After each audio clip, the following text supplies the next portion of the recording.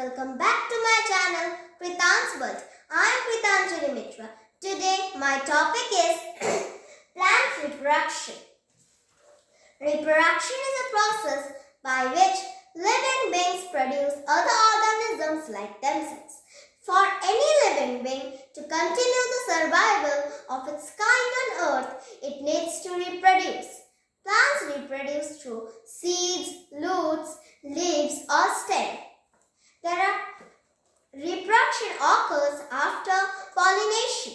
There are two types of reproduction: sexual reproduction, vegetative reproduction. Sexual reproduction in plants. In sexual reproduction, two parents, male and female, are involved in producing a new individual. Male and female reproductive cells, called gametes, combine to form to form a single cell called zygote. The zygote divides to form a multicellular structure called embryo. Embryo develops into a new individual, means into a young plant. In plants, embryo formed as a result of sexual reproduction is present inside the stamen is the male reproductive part of a flower. Anther in a stamen produces pollen grains. Pollens contain male reproductive cells. Pistil is the female reproductive part. Stigma is at the tip of pistil. It is sticky and receives the pollen grains during pollination. Fertilization. We know that the transfer of pollen grains from anther to stigma is called pollination.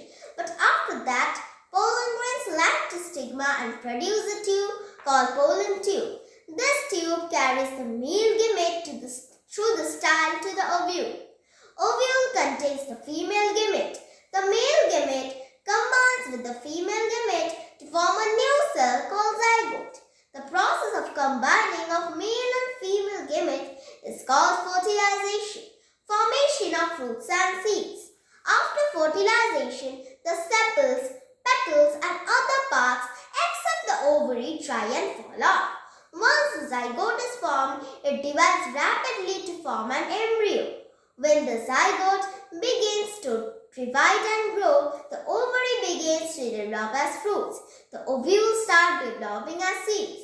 The embryo thus formed has two leaf-like cartilagens and is surrounded by the protective seed coat. Seed coat is developed from the ovule wall. The embryo contains the cells which later develop into a plant. Vegetative reproduction. Vegetative reproduction. Some plants can also reproduce from parts other than seeds. New plants can grow from vegetative parts like stems, roots and leaves or parent plant. This is called vegetative reproduction. Roots. Roots of some plants can give rise to new plants. Some examples are carrot, sweet potato and dahlia. When planted into the soil, buds present on these roots grow as shoot above the ground and give rise to new plant. Stem. Stems of some plants may give rise to new plants.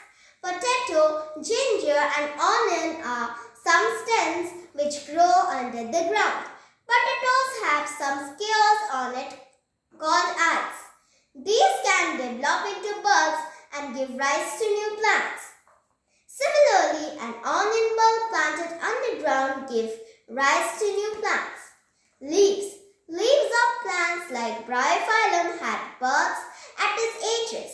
When a leaf falls on the moist soil, the buds grow into a new plant. Friends, today we have discussed what is reproduction in plants, what is sexual reproduction, what is fertilization, how fruits and seeds are formed, and what is vegetative reproduction. Today I am ending my topic till here. If you like my video, please like, share and subscribe my channel. Very soon I will be back with my new topics. Bye friends.